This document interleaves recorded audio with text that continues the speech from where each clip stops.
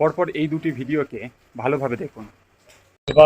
इसके बाद अगर कोई भी पुलिस वाला आधार कार्ड मांगता है प्रोटेस्ट साइट पर आने के लिए, प्लीज मुझे बताइए। जंतर मंतर पर आधार कार्ड की जरूरत नहीं है आने के लिए।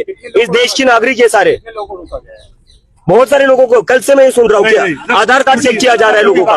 क्यों आधार कार्ड जरूरत है? जो दूसरा मॉड्यूल है वो पेट्रोल बम फेंकने का और उनको बनाने का ट्रेनिंग दी गई आईएसआई के जो हैंडलर्स हैं उनके द्वारा, और वहाँ उनको ये बताया गया कि आप पुलिस की एस्टेब्लिशमेंट या सिक्योरिटी एजेंसी के एस्टेब्लिशमेंट्स या किसी यूनिफॉर्म बंदे का टारगेट करने के लिए उनकी रैकी करो और आपको पैसे दिए जाएंगे। पेटीएम के जरिए से उनको काफ़ी जो फाइनेंशियल असिस्टेंस आई बाहर से, वो भी हमने सारी ट्रैक कर ली है। तो मेन बात ये है कि जो जुविनाइल्स हैं ज़्यादा इसमें, स्पेशली जो पेट्रोल बम वाला जो मॉड्यूल है उसमें ज़्यादा जुविनाइल हैं, और इसके अलावा जो जंतर मंतर पे धरना चल रहा था वहाँ भी ये जाके आए 8 लोग अपना ग्रुप, और वहाँ इनको लोकल एक मुहैया करवाई गई स्पोर्ट, जैसे मटेरियल वगैरह पेट्रोल बम्स वगैरह दिलवाए गए।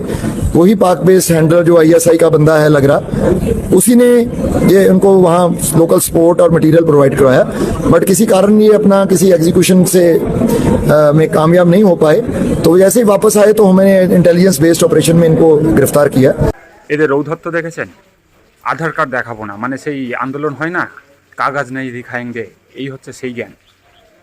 পাঞ্জাব পুলিশের তরফ থেকে যখন ঘটনাটা সামনে এলো যে কিভাবে সেখানে পাকিস্তান মদতপুষ্ট জঙ্গিদের পেট্রোল বম দিয়ে হামলা করার প্ল্যান ছিল, কোনো কারণে সেটা মিস হয়ে গিয়েছে, আমরা সেই কারণে আজকে জানতে পারলাম যে কত বড় একটা দুর্ঘটনা থেকে বেঁচে গিয়েছে। কিন্তু এই যে এদের যে অ্যারোগেন্স, যে আমরা কাগজ দেখাবো না, আধার কার্ড দেখাবো না, এখন যদি ওখানে কোনো একটা ঘটনা ঘটে যেত তার দায় কে নিত?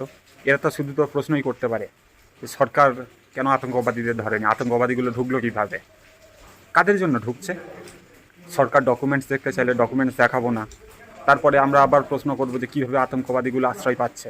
হ্যাঁ, তোরা তো আন্দোলন করে 5 স্টার হোটেলে পার্টি করতে চলে গেলি, আর বাকি এই যে রাস্তায় নোংরা আবর্জনা তৈরি করে গেলি, এই যে একটা কিয়স তৈরি হলো, সারা পৃথিবীর মানুষ দেখলো, কার বদনাম হলো? আমাদের মতো সাধারণ ভারতীয় নাগরিকদের। এই ভারতের বদনাম হলো। কোনো রকম দায়বদ্ধতা আছে এদের?